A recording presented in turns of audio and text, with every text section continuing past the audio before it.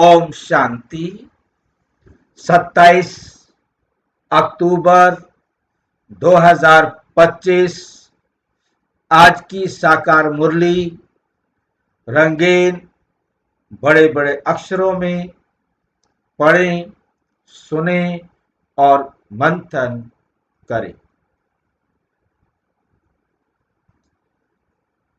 हम प्रतिदिन प्रातः 4 बजे, 6 बजे, शाम को 4 बजे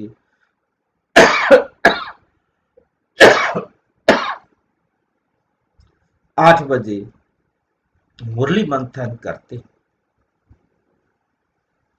आप भी इस मुरली मंथन में साथी व सहयोगी बन सकते हैं, जिसके लिए इसी वीडियो के डिस्क्रिप्शन बॉक्स में लिंक दिया हुआ है।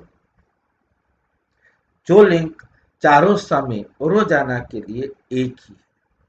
आप जब भी सुविधा हो आप जुड़ सकते हैं और हम सबको भी अपना लाभ दे सकते हैं। यदि आपको जुड़ने में कठिनाई हो रही है तो आप इसी वीडियो को जो आप देख रहे हैं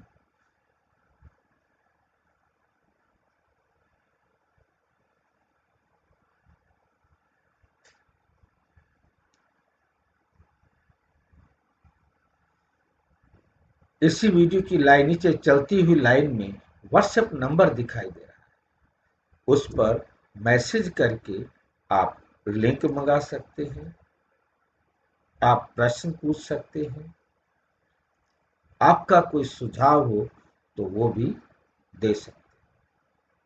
अच्छा, ओम शांति। आज की साकार मुरली का सार। मीठा मीठा बाबा कहते मीठे बच्चे, नाजुकपना भी देह अभिमान है। नाजुकपना भी देह अभिमान है। नाजुकपना क्या होता है? बॉडी कॉन्शियस में आकर कुछ भी काम करने के लिए कोई भी बहाना ढूंढ लेना, इसे नाजुकपना कहते हैं।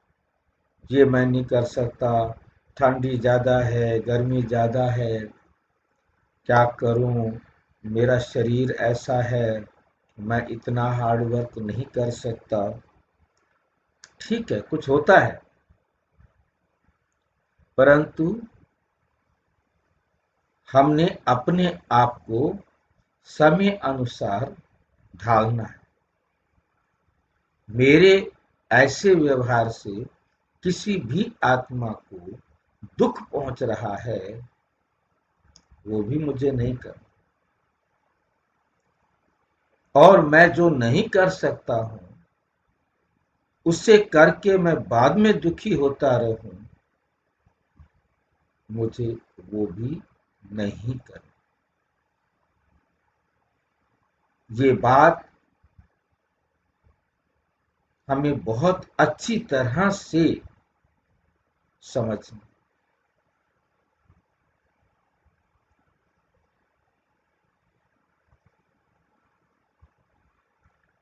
क्योंकि दुख लेना, दुख देना मैं नहीं कर सकता तो कोई ऐसी बात नहीं है।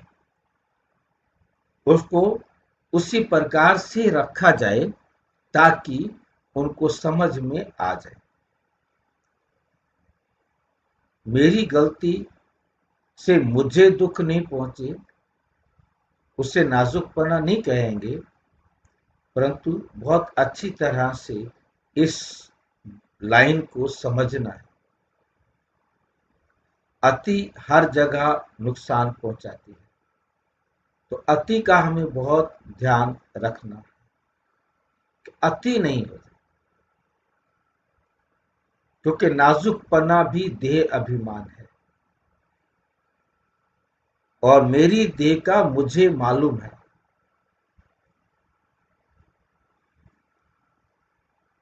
उसको प्रस्तुत करना ये मेरी ड्यूटी है। और रूसना रोना ये भी देह अभिमान है। देह अभिमान में भी ये आसुरीपना आ जाता है, क्योंकि रूसना रोना ये दोनों के दोनों विकार है, और दोनों जो है क्रोध के रूप है। और रूसना किसको याद है? कौन रूसता है? कौन रूसता है? कौन बताएगा?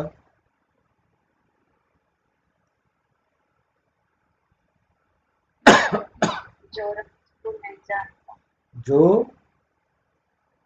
राज को नहीं जानता। क्योंकि रूसने की जगह पर जो दूसरा शब्द प्रयोग होता है वो है नाराज, नाराज होना। तो नाराज शब्द से हमें समझ में आ जाता है, जो राज को नहीं जानता वो नाराज होता है, जो राज को जानता है वो राजी रहता है। जिसको पता हो कि उसने ये क्यों किया है वो नाराज नहीं होगा, वो रूसेगा नहीं। जिसको नहीं पता होता कि उसने ऐसा क्यों कर दिया वो नाराज होता है, उसे ऐसे नहीं करना चाहिए था, क्योंकि वो हर्ट हुआ है। रोना ये भी क्रोध का रूप है, क्योंकि जो चीज मेरे अनुसार नहीं हुई उसी से ही मैं नाराज होता हूं, और मैं रूस करके भी सारी जिंदगी रोता रहता हूं। मेरे साथ ऐसे किया, मेरे साथ ऐसे किया, मेरे साथ ऐसे किया। हमें रूसना रोना इन आसुरी संस्कारों को अपने जीवन में नहीं आने।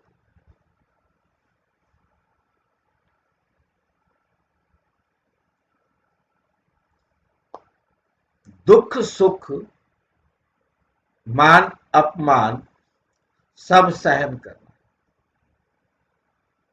आज तक हम भक्ति मार्ग में यही समझते थे, दुख सुख मान अपमान यश अपयश लाभ हानि ये भगवान के हाथ। परंतु अब परम पिता परमात्मा ने हमें समझा दिया कि ये हमारे हाथ, ये हमारे हाथ में। हम चाहें तो उसी बात से दुखी हो, हम चाहें तो ना हो। कितनी भी दुख देने वाली बात हमारे लिए सुख देने वाली है, कितनी भी दुख देने वाली बात।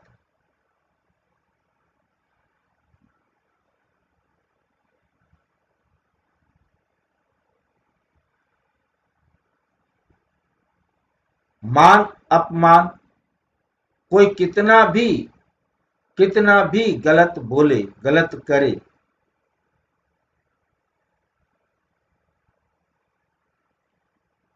अपमान मुझे है ही नहीं। अब मेरी कोई पंचायत में या समझो कि समाज में बेइज्जती कर रहा हो, झूठ बोल रहा हो, तो मुझे क्या करना चाहिए?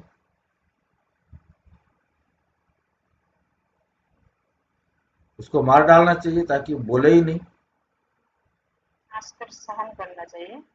हंसकर सहन करना चाहिए, वो तो और ज्यादा करेगा।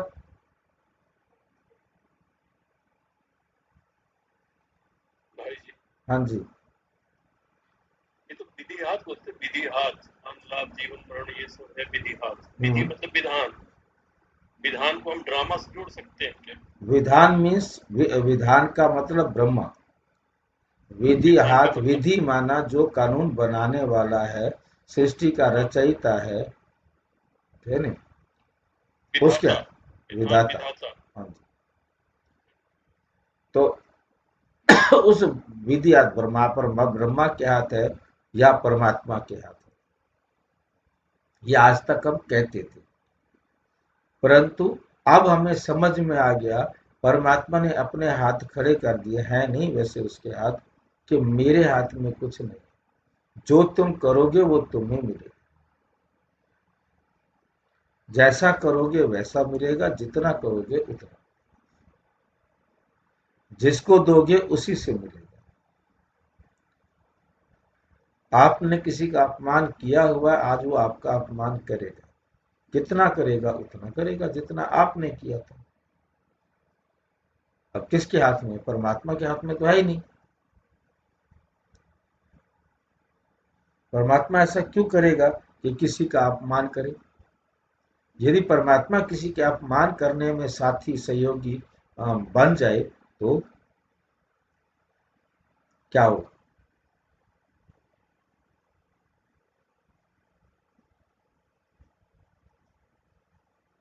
उसको लेना पड़ेगा ना। भाई जी, हाँ उससे जी। भी कोर्ट में आना पड़ेगा। हाँ, उससे भी कोर्ट में आना पड़ेगा। हाँ जी।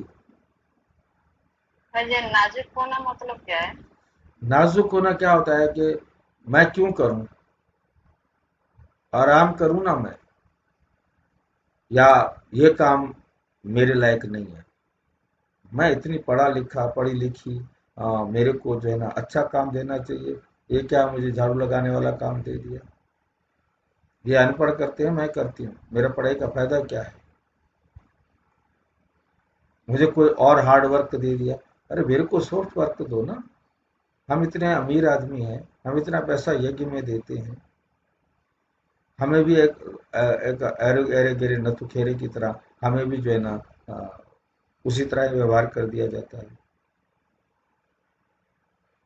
मतलब किसी भी काम को करने के लिए नाज नखरे करते हैं कि मैं ऐसा काम नहीं कर सकता। मतलब ये चीज़ें बड़ा महत्व, जैसे मैं एक छोटा सा एग्जांपल से आप समझ जाइए। एक बहन को हमने देखा बचपन में कि वो आटे को 4-5 बार छान करके खाते थे।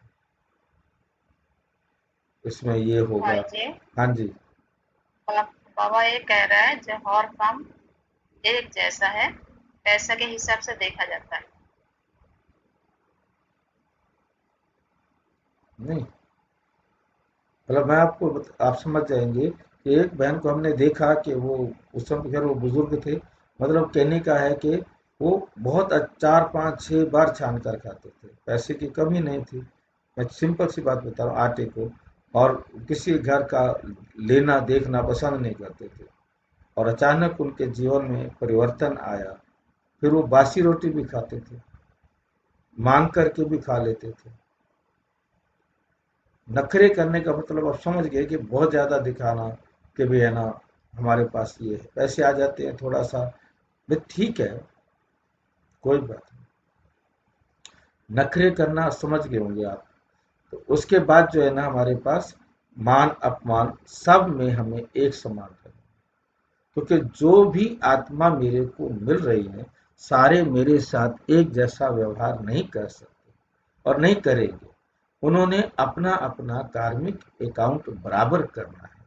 और ये हमें समझ लेना है कि कोई भी आत्मा मेरे साथ कार्मिक अकाउंट ही बराबर करेगी, कम या ज्यादा, सुख या दुख नहीं। तो इसलिए हमें एकदम जो बीते उसे बिंदी लगाते थे और खुश रहे।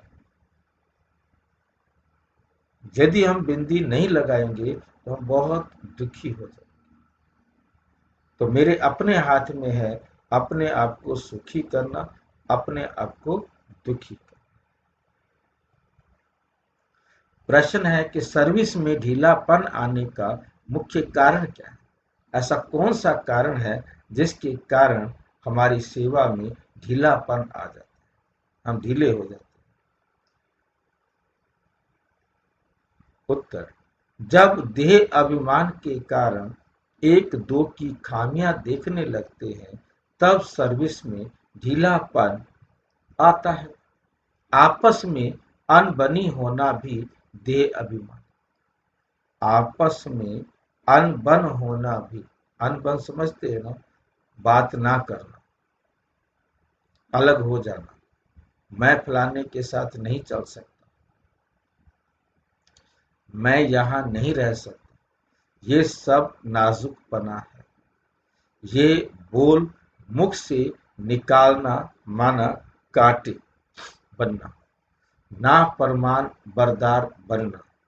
बाबा कहते, बच्चे तुम रूहानी मिलिट्री हो, इसलिए ऑर्डर हुआ तो फौरन हाजिर होना चाहिए।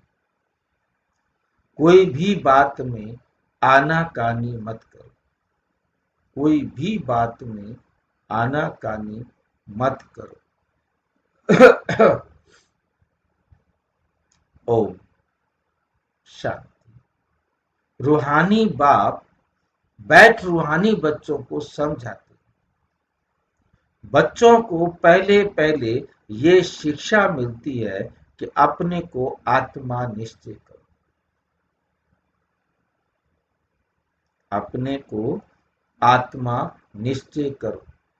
देह अभिमान छोड़ देही अभिमानी बनना है। हम आत्मा है, देही अभिमानी बने, तब ही बाप को याद कर सके। वे है अज्ञान काल और ये है ज्ञान काल।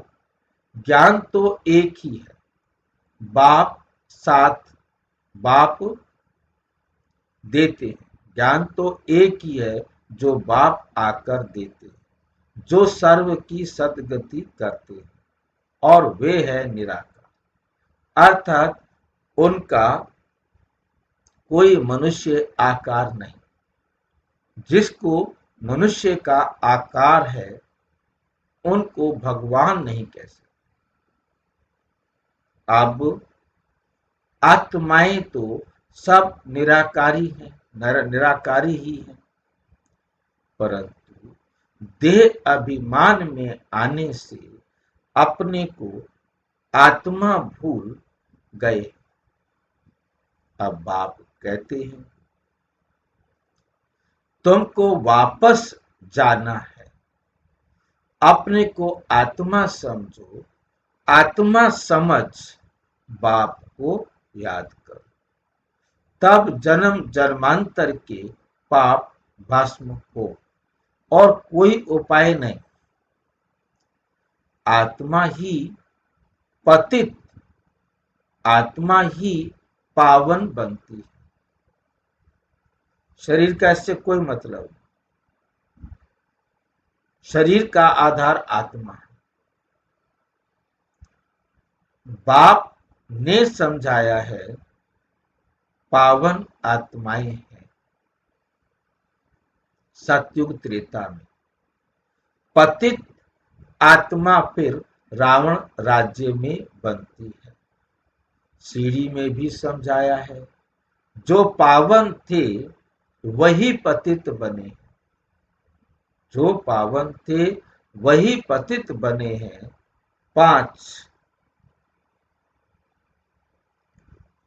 5000 वर्ष पहले तुम सब आत्माएं शांति धाम में पावन थी। उसको कहा ही जाता है निर्वाण धाम, उसको कहा ही जाता है निर्वाण धाम। फिर कलयुग में पतित बनते हैं, तब चिल्लाते हैं, हे पतित पावन आओ। बाबा समझाते हैं, बच्चे मैं जो तुमको ज्ञान दे रहा हूं पतित से पावन होने का, वो सिर्फ मैं ही देता हूं, ये और कोई दे नहीं सकता।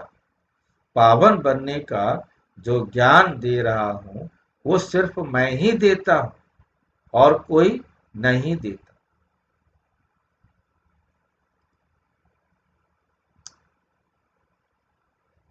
भाई जी, हाँ जी, बाबा निर्माण धाम का अर्थ क्या ले रहे हैं भाई जी? निर्माण धाम किसे कहते हैं?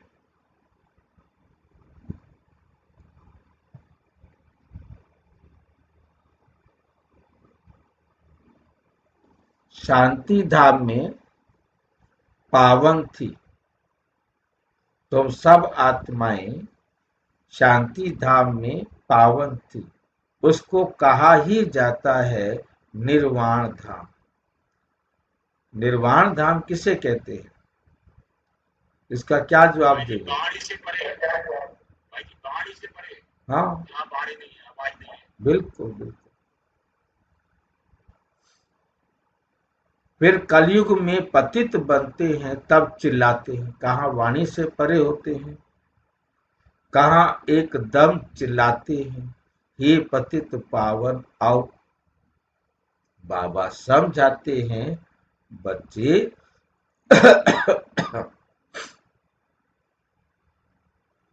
मैं जो तुमको ज्ञान दे रहा हूं पतित से पावन होने का, वे सिर्फ मैं ही देता। मैं जो फिर प्राय लोप हो जाता है, बाप को ही आकर सुनाना पड़ता है। यहाँ मनुष्यों ने अथाह शास्त्र बनाए हैं। सतयुग में कोई शास्त्र होता ही नहीं, वहां भक्ति मार्ग रिंचक भी नहीं। अभी बाप कहते हैं तुम मेरे द्वारा ही पतित से पावन बनते हो। पावन दुनिया जरूर बननी ही है। मैं तो बच्चों को ही आकर राजयोग सिखाता हूं। दैवी गुण भी धारण करना है। रूसना रोना ये सब आसुरी स्वभाव है। बाप कहते हैं दुख सुख मान अपमान सब बच्चों को सहन करना है, नाजुकपना नहीं। मैं फलाने स्थान पर नहीं रह सकती। क्या है भाई? वहां बहुत गर्मी होती है, बहुत ठंडी होती है। ये मकान हमारे लेने रहने लायक नहीं है। वह किसी भी प्रकार का नखरा नहीं कर। हाँ, जो सुविधा मिल सकती है लो, नहीं मिलती है तो कोई बात नहीं। क्योंकि एक भाई ने कहा कि मैं माउंट आबू आपके साथ चल सकता हूँ, शर्त यह है कि हमारे टॉयलेट को और कोई यूज नहीं करे, हमारे बेड पर कोई और नहीं आएगा। बेड पर तो चलो हो जाए कि कोई नहीं आएगा, परंतु टॉयलेट तो एक जने को एक टॉयलेट तो नहीं मिल सकता ना। ये है नखरे। यदि हम किसी और के टॉयलेट में नहीं जाते, हमारे टॉयलेट में कोई और आए, हम नहीं सहन कर सकते। तुम्हारे घर में तो चल सकता है, परंतु हम वहां ये व्यवस्था नहीं कर सकते।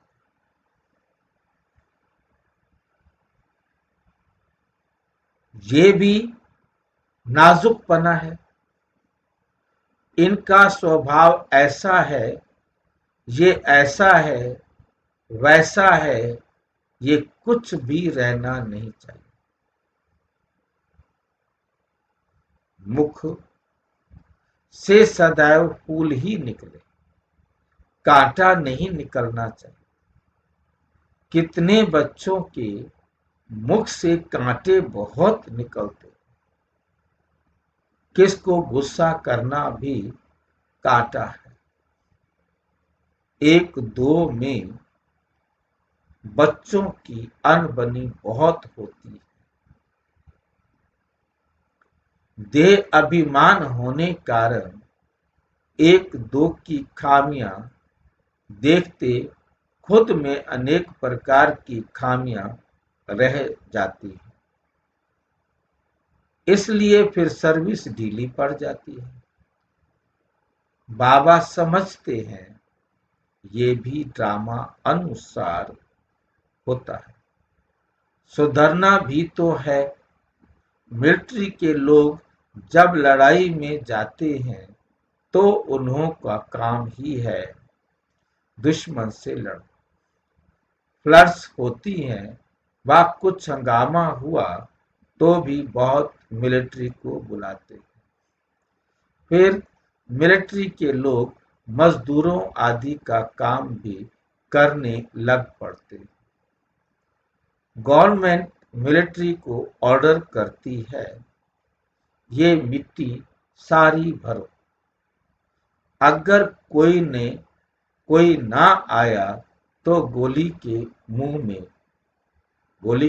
का मतलब उसको मार दो। मिलिट्री में यदि कोई ऑर्डर नहीं मानता तो उसे सजा मिलती है। तो उससे अच्छा है कि काम करें भाई। उनको जो काम करने के लिए दिया जाता है वो वही काम करते। गवर्नमेंट का ऑर्डर मानना ही पड़े। बाप कहते हैं तुम भी सर्विस के लिए बांधे हुए हो। बाप जहां भी सर्विस पर जाने के लिए बोले झट हाजिर होना चाहिए, नहीं तो। भाई जी, हाँ जी। भाई जी, मिलिट्री के लोग सारा काम कर लेते हैं, किसी काम को छोटा बड़ा नहीं समझते। नहीं समझते। उनमें देह अभिमान नहीं होता ना भाई जी। देह अभिमान की बात नहीं है, वो तो है ही तो सारे देह अभिमानी ना। उनको नौकरी जी से निकाल दिया जाएगा, उनको सजा दी जाएगी, उनको पहले से लिखवाया जाता है कि आपको जो काम दिया जाएगा आपको करना होगा। हाँ जी की नौकरी, ना जी का घर, और ना जी के घर के साथ सजा भी साथ में है। सिविल में तो होता है भी नौकरी नहीं करना चाहते तो घर जाओ, पर तो वहां तो घर नहीं जाने देते, पहले सजा देते। तुमने ना कैसे की? उसे कहा है कि तुम जा करके ये काम करो, चाहे उसमें दिख रहा है कि तुम्हें मरना है तो मरना है। मरने से भी आपकी मौत के लिए भी कहा जाए तो डरना नहीं है, क्योंकि जब भाई तुम। जी, उनको सारा काम करने की ट्रेनिंग पहले ही दे दी जाती है कि सारा काम कर लेते हैं वो। बिल्कुल उनको इतना ऐसा बनाया जाता है ना, ट्रेनिंग के दौरान उनको सारे काम करवाए जाते हैं। हार्ड वर्कर एकदम बनाया जाता है और उनको हार्ड वर्कर रखा जाता है। उनको आलसी नहीं बनाया जाता। जब तक युद्ध नहीं है, ये नहीं कि वो आराम से बैठे रहें, सोए रहें, नहीं। उनको अलर्ट जी रखा जाता है। उनको रोज आना, मतलब एक दिन यहाँ खाना खाया तो दूसरे दिन दूसरी जगह खाना खाएंगे, पैदल जाएंगे, भागते हुए जाएंगे, दौड़ते हुए जाएंगे। उनको खाली नहीं बिठाते। और काम, भारत के अंदर इतना बड़ा देश है, कहाँ ना कुछ ना कुछ होता ही रहता है, तो वहाँ उनको भेजा जाता है। कहीं बाढ़ आ रही है, कहीं भूकंप आ रहा है, कहीं कुछ हो गया है, कहीं लड़ाई हो गई है, तो कोई झगड़ा हो गया है, कुछ ना कुछ लगा रहता है, तो वहाँ सेना को भेजा जाता है कि जाओ, वहाँ जाओ। तो उनके गाड़ियाँ सारे जी सब कुछ तैयार रहता है। उनका खाना उनको बता दिया जाता है कि आपको वहाँ पहुँचना है, खाना वहाँ, लंच आपको वहाँ मिलेगा। उनको मैप दे दिया जाता है, पैदल जाओ। जहाँ गाड़ी गाड़ी से भी उनको छोड़ा जा सकता है, पर तो वो तो खाली बैठे आलसी हो जाएंगे ना, उनके भाई शरीर। जी, इनके लिए मास्क खाना भी अनिवार्य होता है ना, अगर कहीं कुछ खाना ना नहीं, मिले तो मास्क खा बिल्कुल नहीं, लेते हैं। ऐसा नहीं, कोई जरूरी नहीं उनको। जरूरी नहीं होता। नहीं, बिल्कुल नहीं। शराब पीना कोई जरूरी नहीं है। बहुत सारे हमने ऐसे देखे हैं जो शराब भी नहीं पीते, मांस भी नहीं खाते, और वहां पर उनके लिए साधन है, सुविधाएं हैं। आप खाते हैं तो खा सकते हैं, परंतु ये कोई ज़रूरी नहीं है कि आपको खाएं। आप अपने धर्म की, अपने जैसा भी पूजा करना चाहें, हर प्रकार का वहाँ पर उनको पूजा करने का, या चर्च का, या अ, मतलब मस्जिद का, हर चीज़ की व्यवस्था उनको मिलती है। आप अपने धर्म से जुड़ सकते हैं, उसको आप कोई ज़बरदस्ती नहीं रहती। आप जैसा खाना जी खाना चाहते हैं खाएं। कई ऐसे जी शराब नहीं पीते, नहीं पीते तो नहीं पीते। जी बाकी उनको ये ट्रेनिंग, बहुत वंडरफुल ट्रेनिंग दी जाती है कि आप यदि कहीं फंस गए हैं जंगल में, कहीं रहना पड़ गया है, तो आप कौन सी घास, कौन से पत्ते खा सकते हैं। उनको ये सारा ट्रेनिंग दी जाती है। मतलब क्योंकि मांस के लिए नहीं, इस चीज़ के लिए ट्रेनिंग दी जाती है कि आप कैसी घास कैसे पत्ते चबाएं कैसे करें ताकि जो है ना आप जीवित रह सकें। जी। नहीं माना तो मिलिट्री नहीं कहेंगे, मतलब यहां पर भी ऐसे ही है, झट हाजिर होना चाहिए। नहीं माना तो उसे मिलिट्री नहीं कहेंगे, वे फिर दिल पर, बाप दादा के दिल पर भी नहीं चढ़ सकते। तुम बाप के मददगार हो, सबको पैगाम देने में। अब समझो कहाँ कोई बड़ा कहाँ कोई बड़ा म्यूजियम खोलते हैं, कहते हैं 10 मील दूर है, सर्विस पर तो जाना पड़े ना। खर्चे का ख्याल, भाई इतनी दूर मैं कैसे जाऊं, मेरे को नजदीक वाला सेंटर दे दो ना, जो तुम्हें मिला है वहां जाओ ना, वहीं तुम्हारा भाग्य बनना है। भाग्य तो तुम्हारा जहां बनना है तो वहां जाना है ना। ये तो नहीं है कि भी मैं अपनी मर्जी से कहाँ जाऊंगा और कहाँ नहीं जाऊंगा।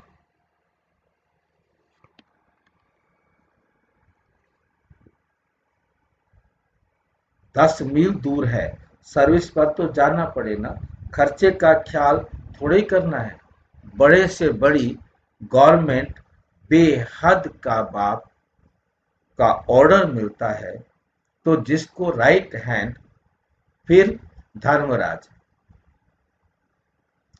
उनकी श्रीमत पर ना चलने से फिर गिर पड़ते हैं। श्रीमत कहती है अपनी आंखों को सिविल बनाओ, सबको आत्मा देखो, ये है सिविल आई। दुनिया वाले कहते हैं सबको प्यार करो, भाई बहन समझो, भाई भाई समझो, परंतु यहाँ बाबा कहते सबको आत्मा देखो। काम पर जीत पाने की हिम्मत रखनी, तभी तो आप काम विकार पर जीत पा सके। हिम्मत रखनी चाहिए। बाबा का हुक्म है, अगर हम नहीं मानेंगे तो एकदम चकनाचूर हो जाए। 21 जन्मों की राजाई में रोला पड़ जाएगा। रोला पता है ना, उल्टा हो जाना। कोई भी काम उल्टा हो जाता है उसे रोला कहा जाता है, क्योंकि रोला दोहे का उल्टा होता है। बाप कहते हैं मुझे बच्चों के बिगड़ तो कभी कोई जान ना सके। मुझे बच्चे ही जान सकते हैं जिनको मैं आकर परिचय देता हूँ, और तो कोई जान भी नहीं सकते। कल्प पहले वाले ही आहिस्ते आहिस्ते निकलते रहेंगे। ये भी बिल्कुल नई बातें। ये है गीता का युग, परंतु शास्त्रों में इस संगम युग का वर्णन नहीं। मतलब किसी भी शास्त्र में संगम युग का वर्णन नहीं। गीता को ही द्वापर में ले गए हैं, लेकिन जब राजयोग सिखाया तो जरूर संगम होगा ना। परंतु किसकी भी बुद्धि में ये बातें नहीं। अभी तुम्हें ज्ञान का नशा चढ़ा हुआ है, मनुष्यों को है भक्ति मार्ग का नशा। कहते हैं भगवान भी आ जाए तो हम भक्ति नहीं छोड़ेंगे। ये उत्थान और पतन की सीढ़ी बहुत अच्छी है, तो भी मनुष्यों की आंखें नहीं खुलती। माया के नशे में एकदम चकनाचूर है। ज्ञान का नशा बहुत देरी ज्ञान का नशा बहुत देरी से चढ़ता है। पहले तो दैवी गुण भी चाहिए। बाप का कोई भी ऑर्डर हुआ तो उसमें आनाकानी नहीं करनी। ये मैं नहीं कर सकता हूं, इसको कहा जाता है ना फरमान बरदार। फरमान बरदार होता है जो कहना मानने वाला होता है, आज्ञाकारी होता है। और जो ना फरमान बरदार हो गया, जो आज्ञा नहीं मानता, जो कहना नहीं मानता। श्रीमत मिलती है, ऐसा ऐसा करना है। तो समझना चाहिए कि शिव बाबा की श्रेष्ठ मत है। वे है ही सदगति दाता। दाता कभी उल्टी मत नहीं देंगे। बाप कहते हैं, मैं इनके बहुत जन्मों के अंत में, मैं इनके बहुत जन्मों के अंत में प्रवेश करता हूं। बाबा क्या कहते हैं? मैं इनके बहुत जन्मों के अंत में प्रवेश करता हूं।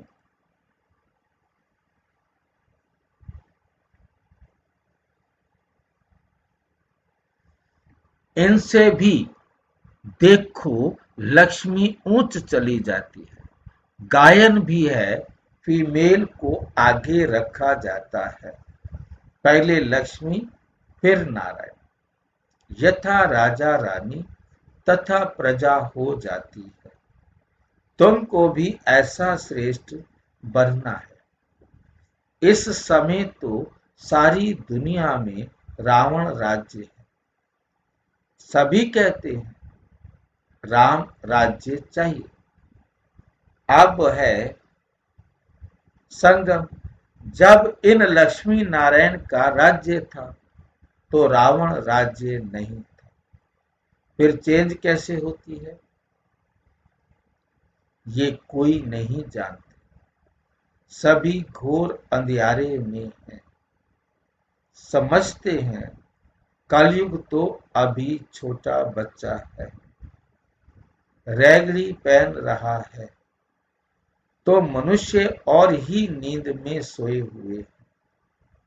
ये रूहानी नॉलेज रूहानी बाप ही दे रूहों को देते हैं।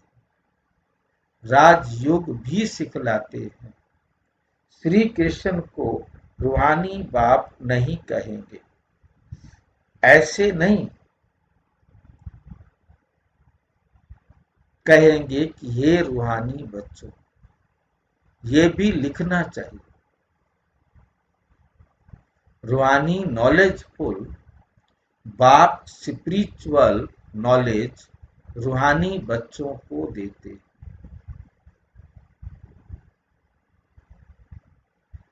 बाप समझाते हैं दुनिया में सभी मनुष्य हैं देह अभिमानी। मैं आत्मा हूं ये कोई नहीं जानते। बाप कहते हैं किसकी भी आत्मा लीन नहीं होती। अभी तुम बच्चों को समझाया जाता है दशहरा दीपावली क्या है। मनुष्य तो जो भी पूजा आदि करते हैं सब ब्लाइंड फेथ की, अंधविश्वास की, जिसको गुड्डी पूजा कहा जाता है, पत्थर पूजा कहा जाता है। अभी तुम पारस बुद्धि बनते हो तो पत्थर की पूजा नहीं कर सकते। चित्रों के आगे जाकर माथा टेकते हैं। कुछ भी समझते नहीं। कहते भी हैं ज्ञान भक्ति और वैराग्य।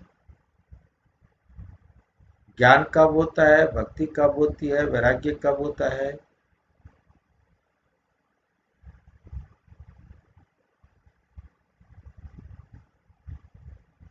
ज्ञान भक्ति वैराग्य कब होते हैं ये? बाबा संगम पर आके संगम पर आकर क्या करते हैं?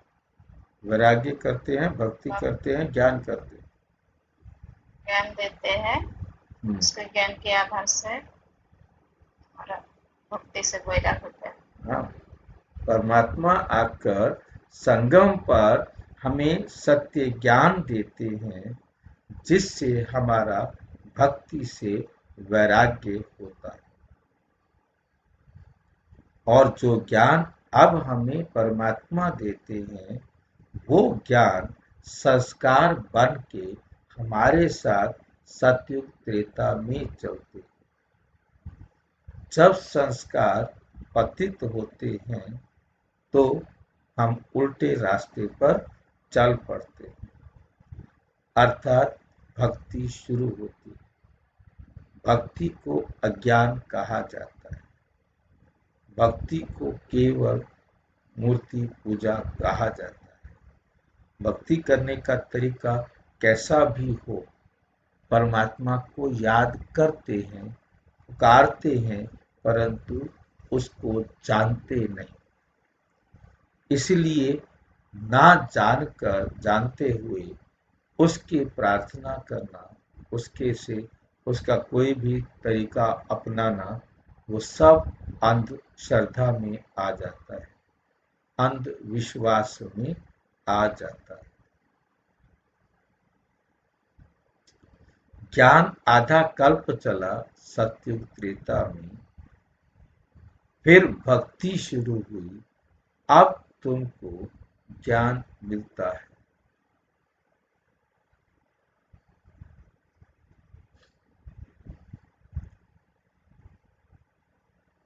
अब तुमको ज्ञान मिलता है तो भक्ति से वैराग्य आ जाता है। ये दुनिया ही बदलती है। कलयुग में भक्ति है, सतयुग में भक्ति होती नहीं। वहां है ही पूज्य। बाप कहते हैं, बच्चे तुम माथा क्यों मारते हो, क्यों टेकते हो? तुम माथा क्यों टेकते हो? आधा कल्प तुमने माथा भी घिसाया, पैसे भी गंवाए, मिला कुछ भी नहीं। कितने मंदिरों में धक्का खाया, पैसे गंवाए, परंतु बाबा कहते मिला तो कुछ भी नहीं।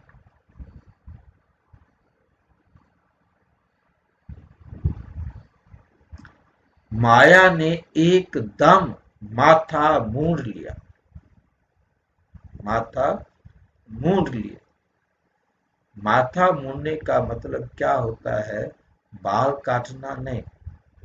वैसे तो माथा मूंडने का मतलब होता है सिर पर जो बाल हैं उनको मूंड देना, परंतु यहाँ होता है माथा मूंडना, अर्थात जो बात सहन नहीं हो सकती, बेइज्जती करना, कंगाल बना दिया, चरित्र से कंगाल बना दिया। धन बेशक किसी के पास कितना भी हो, परंतु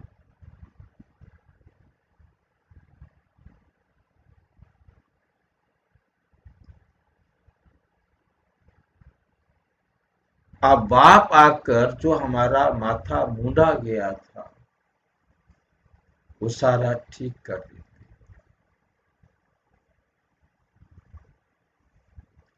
अभी आहिस्ते आहिस्ते कुछ यूरोपियन लोग भी समझते हैं, बाबा ने समझाया है, ये भारतवासी है, तो बिल्कुल नहीं समझते। ये भारतवासी बिल्कुल ही नहीं समझते।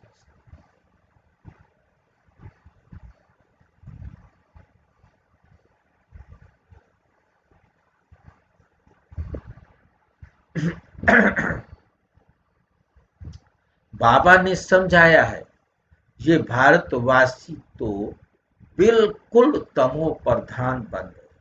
भारतवासी क्या हो गए हैं? बिल्कुल तमो प्रधान बन गए हैं, और धर्म वाले फिर भी पीछे आते हैं, तो सुख भी थोड़ा तो दुख भी थोड़ा लेते हैं। जो सत्व प्रधान है, सतयुग में आने वाले हैं, वो दुख भी ज्यादा और सुख भी ज्यादा पाते हैं।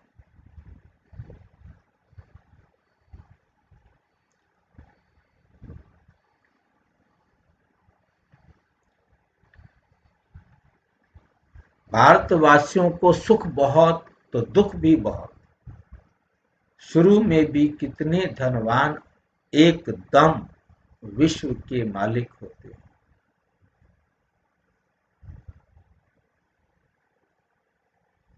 धनवान एकदम विश्व के मालिक होते हैं और धर्म वाले कोई पहले थोड़े ही धनवान होते हैं, पीछे वृद्धि को पाते रहते हैं।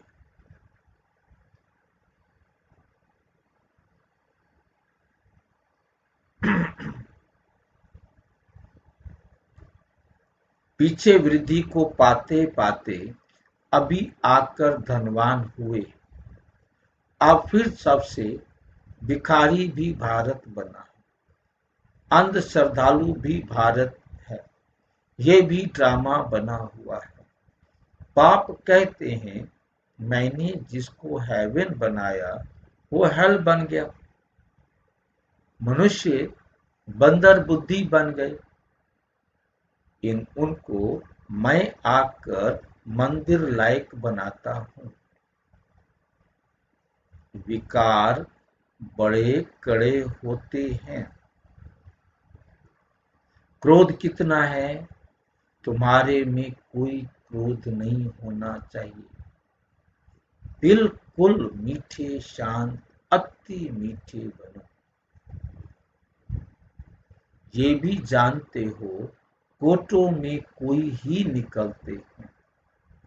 राजाई पद पाने वाले बाप कहते हैं मैं आया हूँ तुमको नर से नारायण बनाने। उसमें भी 8 रत्न मुख्य गाए जाते हैं।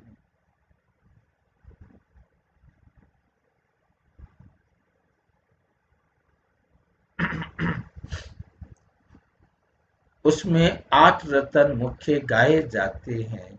8 रत्न और बीच में है बाप।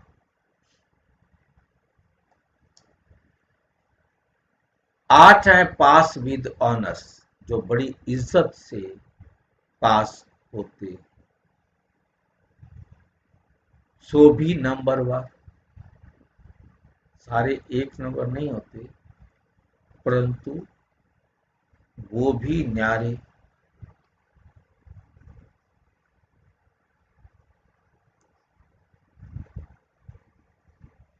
देह अभिमान को तोड़ने में बड़ी मेहनत लगती है। देह का भान बिल्कुल निकल जाए।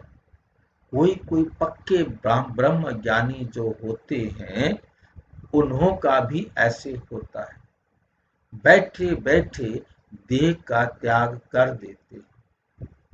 बैठे बैठे ऐसे शरीर छोड़ते हैं वायुमंडल एकदम शांत हो जाता है। और अक्सर करके प्रभात के समय शुद्ध समय पर शरीर छोड़ते हैं। रात को मनुष्य बहुत गंध करते हैं। सुबह को स्नान आदि करके भगवान भगवान कहने लगते, पूजा करते हैं। बाप सब बातें समझाते रहते हैं। प्रदर्शनी आदि में भी पहले पहले तुम अल्लाह का परिचय दो।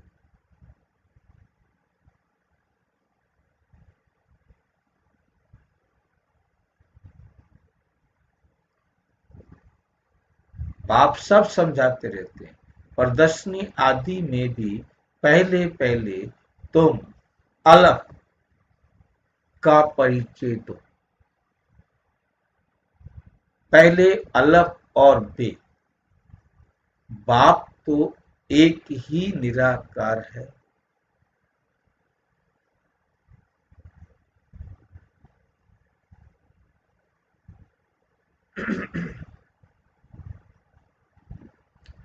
बाप रचयिता ही, जो निराकार है वो निराकार बाप रचयिता ही बैठ करके आपको रचना के आदि मध्य अंत का ज्ञान समझाते हैं।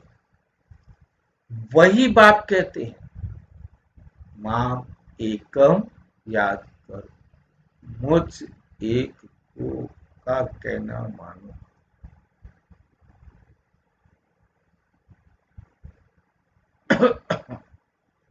वो बाप कहते हैं माम एकम याद करो।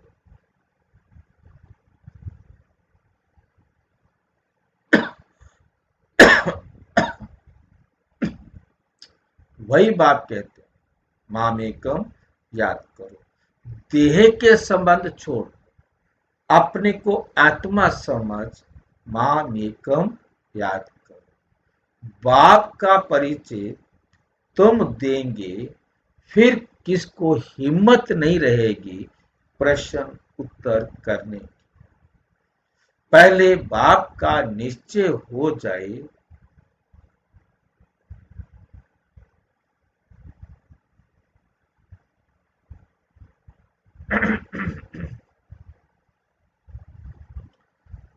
पहले बाप का निश्चय पक्का हो जाए कि वाक्य में ही जिस बाप को सारी दुनिया ढूंढ रही है वो हमारे पास।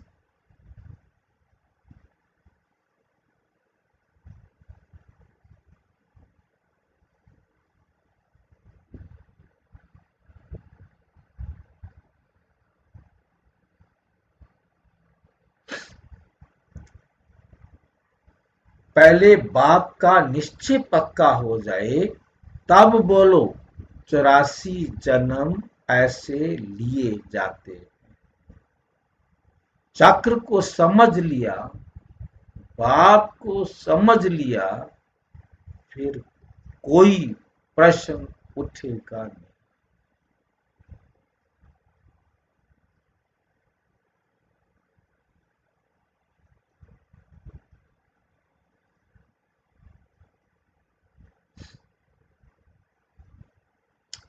बाप का परिचय देने बिगर बाकी तुम तिक तिक करते हो तो उसमें तुम्हारा टाइम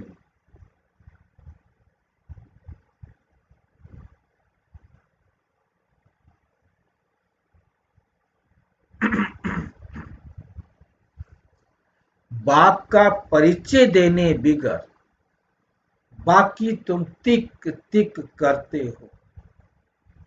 बाप का परिचय दिए बिना कितनी भी बातें करो, ज्ञान सुनाओ, उसे कहेंगे तिक तिक करना। तो उससे तुम्हारा टाइम वेस्ट होता है, क्योंकि उसको तो समझ में नहीं आना। जब जब तक उसने बाप को स्वीकार नहीं किया है, तब तक उसके साथ और कोई बातें सुनाओ ही मत, क्योंकि उससे विश्वास ही नहीं होगा, वे उसे स्वीकार ही नहीं करेगा।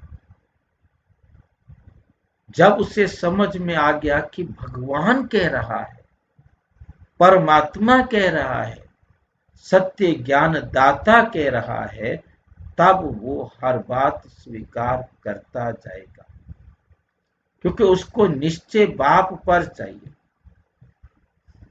बाप पर जिसको निश्चय हो गया वो फिर कामयाब है। उसको आप जितना भी सुनाएंगे वो उसे स्वीकार करता जाएगा, नहीं तो वो तिक तिक है।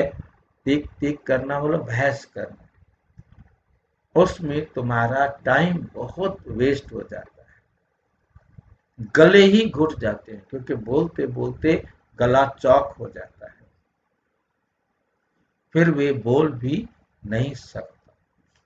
पहली पहली बात अलफ की उठाओ कि अल्लाह कौन है।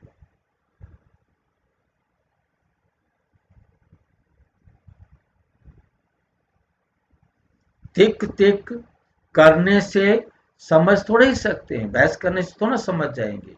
बिल्कुल सिंपल रीति और धीरे से बैठ समझाना है। कई तो बहुत उत्तेजित हो जाते हैं, नहीं, बड़े सहनशीलता से आपने हर ज्ञान की बात को समझाना है।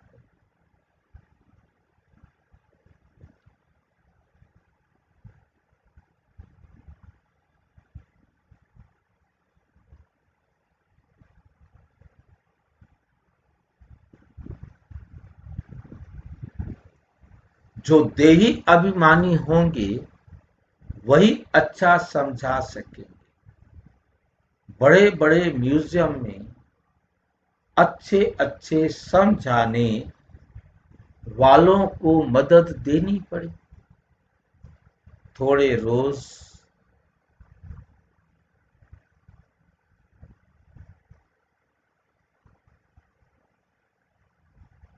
मदद देने आना पड़े, थोड़े रोज अपना सेंटर छोड़ मदद देने आ जाना है।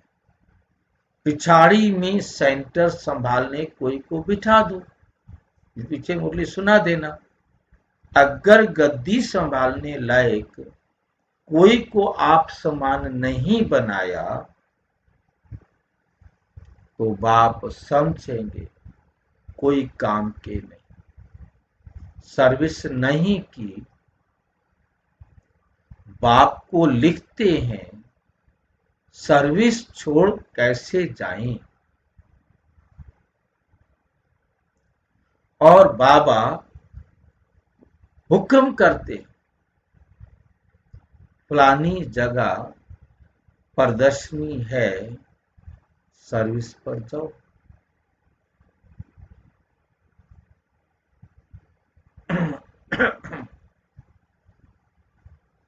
अगर गद्दी लायक किसको नहीं बनाया तो तुम किस काम के भाई। बाबा ने हुक्म किया, झट भागना पड़े।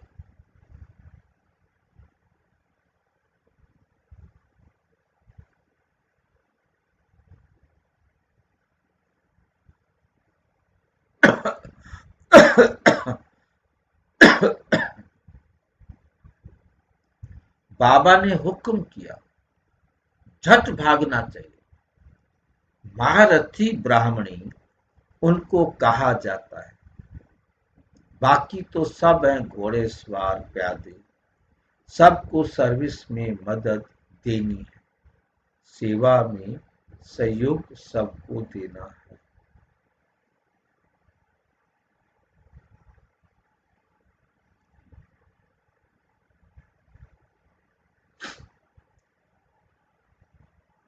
सबको सर्विस में मदद देनी है। इतने वर्ष में तुमने किसको आप समान नहीं बनाया तो क्या करते थे। इतने समय में मैसेंजर नहीं बनाया जो सेंटर संभाले। कैसे कैसे मनुष्य आते हैं जिनसे बात करने का भी अक्ल चाहिए। मुरली भी जरूर रोज पढ़नी है अथवा सुननी है। जो एम ऑब्जेक्ट है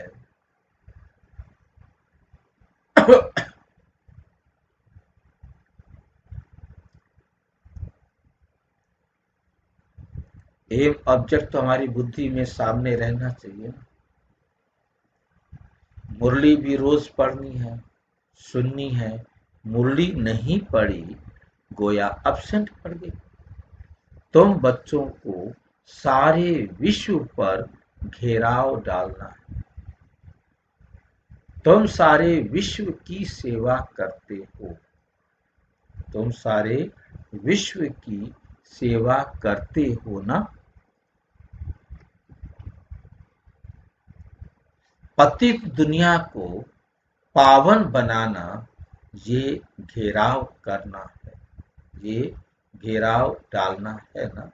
सभी को मुक्ति जीवन मुक्ति धाम में ले जाना है। सबको घर का रास्ता बताना है, दुख से छुड़ाना है। अच्छा मीठे मीठे सिक्की लधे बच्चों प्रति माता पिता बाप दादा का याद प्यार और गुड मॉर्निंग। रूहानी बाप की रूहानी बच्चों को नमस्ते। हम रूहानी बच्चों की रूहानी बाप दादा को नमस्ते नमस्ते नमस्ते। धारणा के लिए मुख्य सार। बहुत मीठे शांत, अति मीठे स्वभाव का बनना है, कभी भी क्रोध नहीं करना है, अपनी आंखों को बहुत बहुत सिविल बनाना है। बाबा जो हुक्म करे उसे फौरन मानना है, सारे विश्व को पतित से पावन बनाने की सेवा करनी है, अर्थात घेराव डालना है।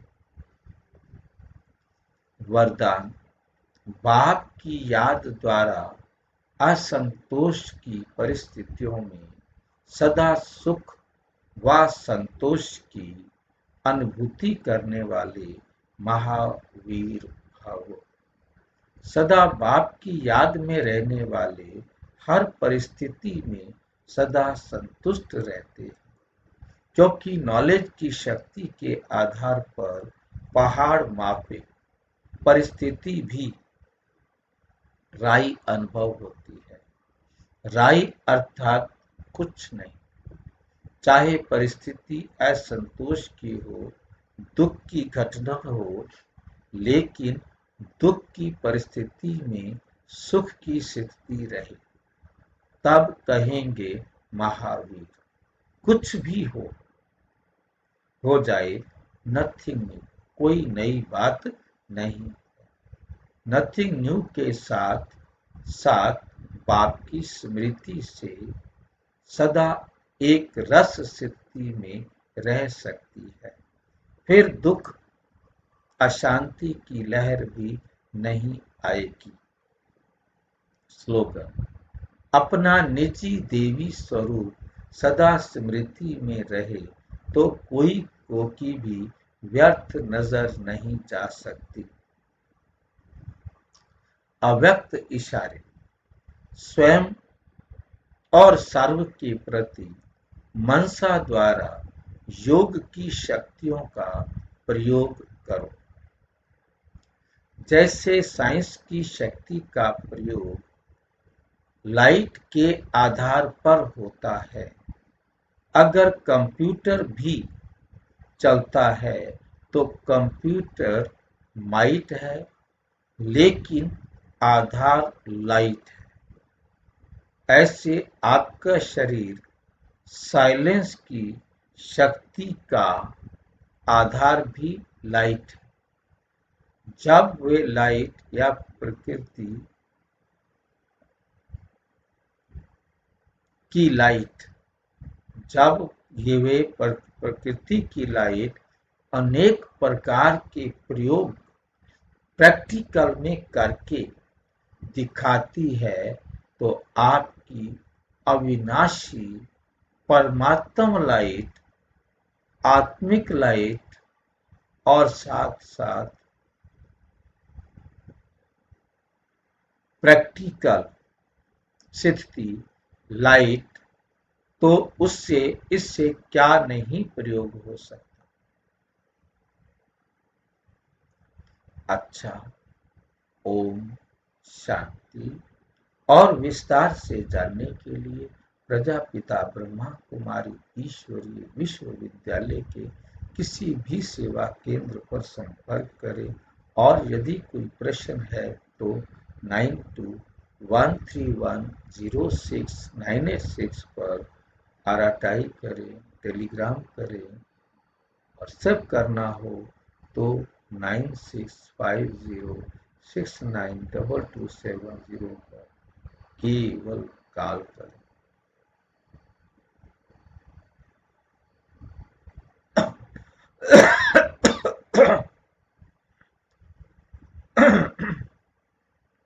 अच्छा, ओम शांति।